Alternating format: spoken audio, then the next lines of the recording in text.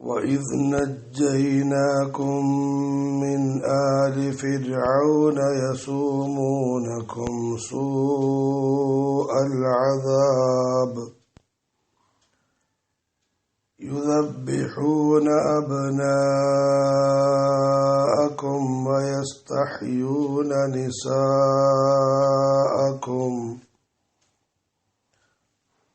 وفي ذلكم بلاء من ربكم عظيم وإذ فرقنا بكم البحر فأنجيناكم وأغرقنا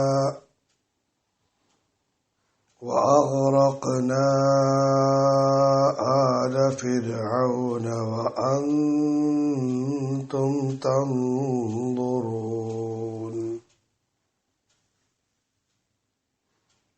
ആയത്ത് 49. وإذ نجيناكم من آل فرعون, നിങ്ങളെ ഫിർഔൻ കൂട്ടരിൽ നിന്നും നാം രക്ഷിച്ച സന്ദർഭം.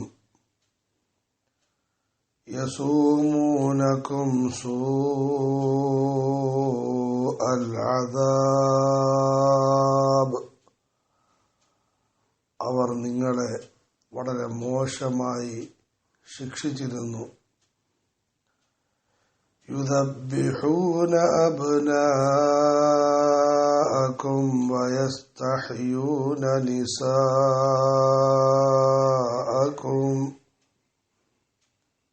അതായത് നിങ്ങളുടെ ആൺകുട്ടികളെ അറുത്തു കൊല്ലുകയും സ്ത്രീകളെ ജീവിക്കാൻ വിടുകയും ചെയ്തിരുന്നു.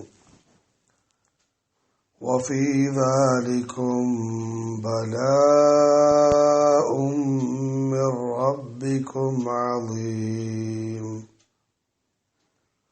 അതിൽ നിങ്ങളുടെ രക്ഷിതാവിന്റെ ഭാഗത്തു നിന്നും വലിയൊരു പരീക്ഷണമുണ്ടായിരുന്നു.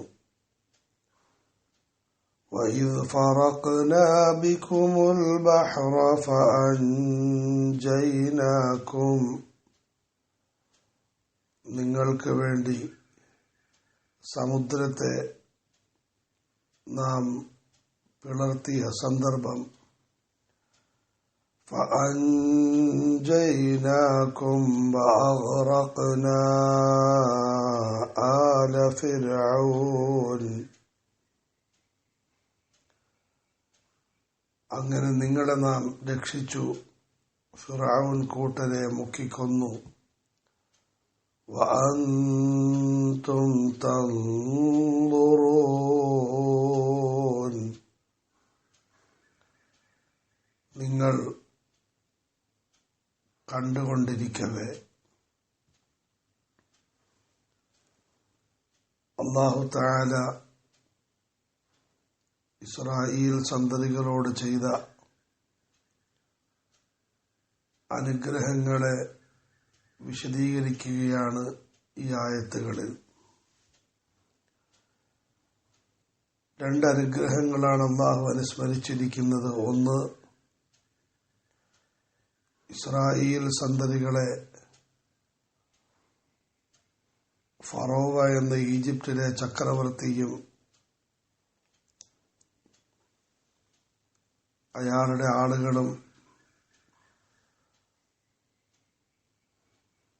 വർഗീയവാദികളും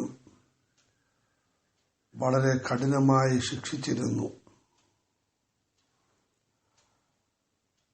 അവരുടെ ഒരു പ്രധാനപ്പെട്ട ശിക്ഷ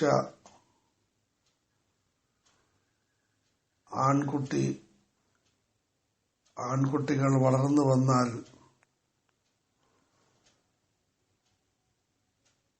അത് അവരുടെ അധികാരത്തിന് ഭീഷണിയാകുമെന്ന് കണ്ട് ആൺകുട്ടികളെ അറുകൊല നടത്തുമായിരുന്നു. അല്ലാഹു തആല ഈ അവസ്ഥയിൽ നിന്നും അവരെ രക്ഷിച്ചു. ശത്രുക്കളിൽ നിന്നുള്ള രക്ഷ ഇതാണ് പടച്ചവന്റെ ഒരനുഗ്രഹമായി ഇതിൽ വിവരിച്ചിരിക്കുന്നത്.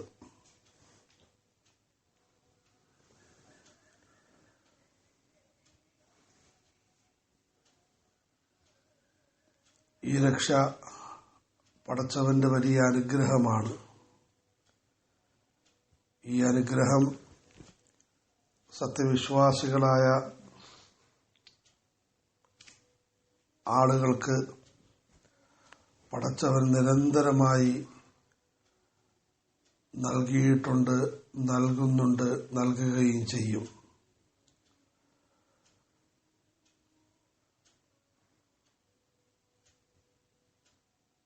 വകദാലിക നുൻജിൽ മുഅ്മിനീൻ, മഹാന്മാരായ നബിമാരെ രക്ഷിച്ചതുപോലെ നാം യഥാർത്ഥ വിശ്വാസികളായ ആളുകളെ രക്ഷിക്കുന്നതാണ്.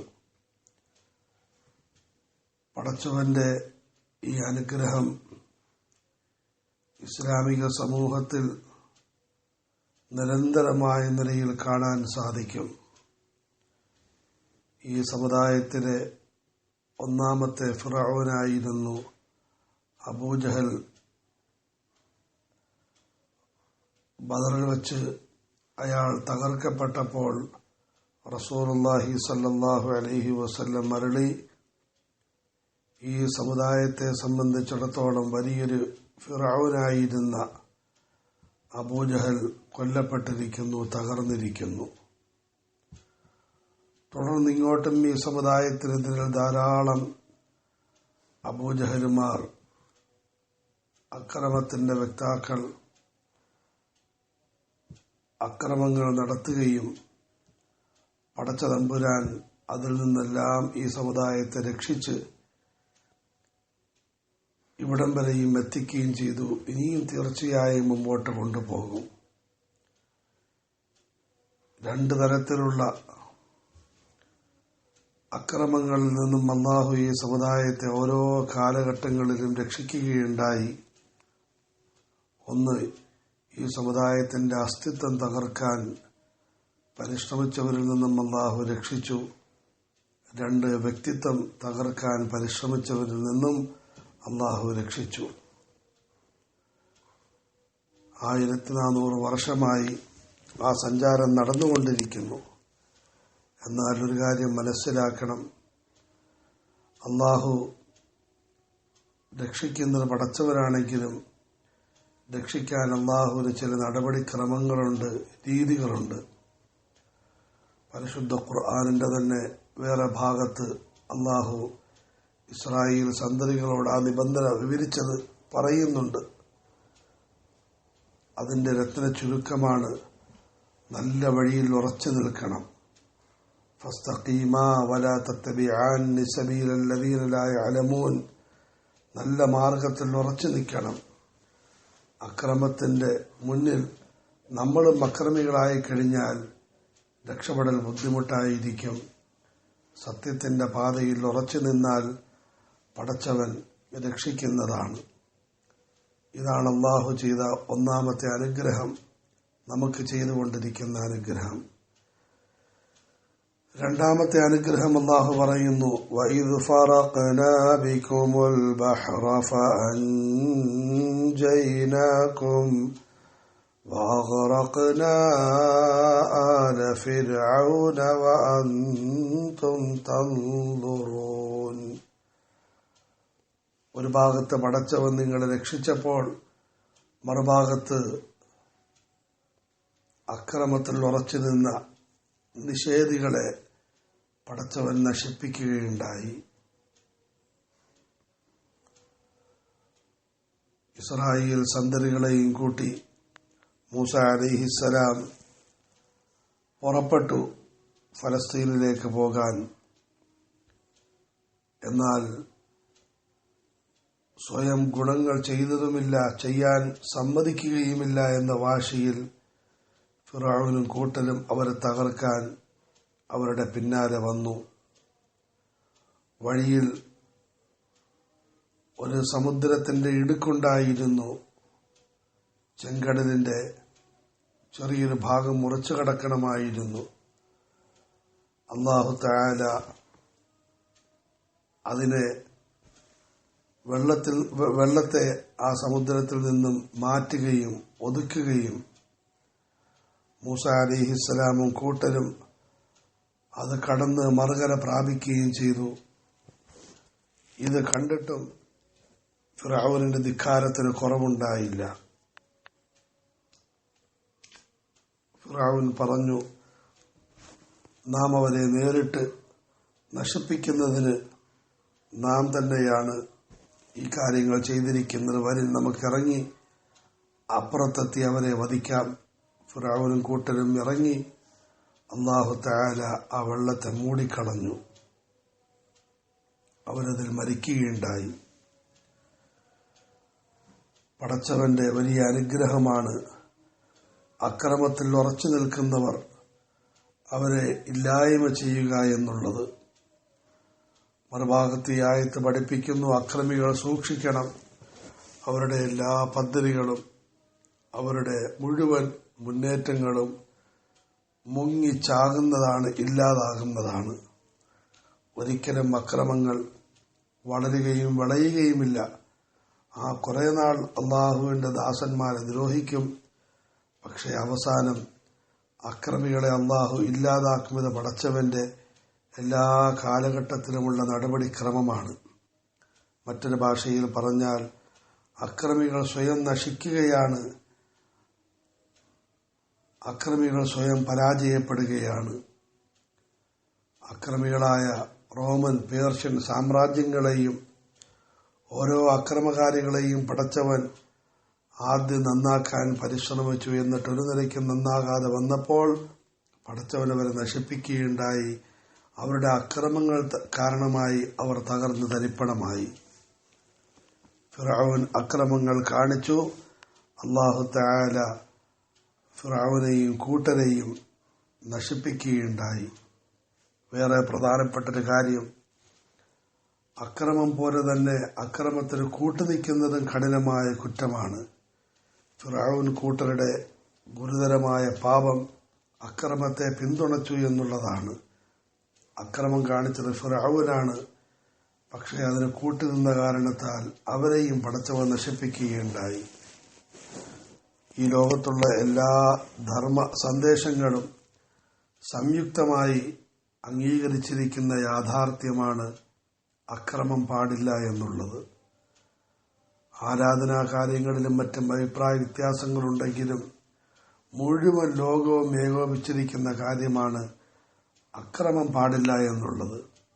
പക്ഷേ എന്തുകൊണ്ടോ പിശാചിന്റെ പ്രേരണ കാരണമായി മുഴുവൻ ലോകവും അക്രമത്തിൽ ഇന്ന് ഏകോപിച്ചിരിക്കുകയാണ്.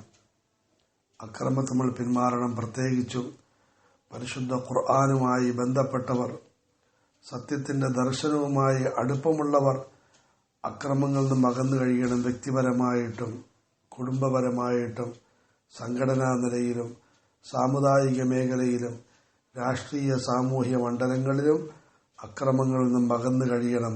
ഇത് നിർബന്ധമായ കാര്യമാണ്. وَإِذْ فَرَقْنَا بِكُمُ الْبَحْرَ فَأَنْجَيْنَاكُمْ وَأَغْرَقْنَا آلَ فِرْعَوْنَ وَأَنْتُمْ تَنْظُرُونَ وَإِذْ نَجَّيْنَاكُمْ مِنْ آلِ فِرْعَوْنَ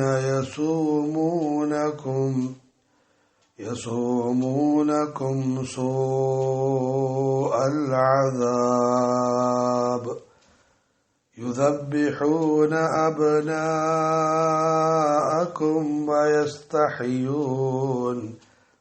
وَيَسْتَحْيُونَ نِسَاءَكُمْ وَفِي ذَلِكُمْ بَلَاءٌ مِّن رَّبِّكُمْ عَظِيمٌ وَإِذْ فَرَقْنَا بِكُمُ الْبَحْرَ فَأَنْجَيْنَاكُمْ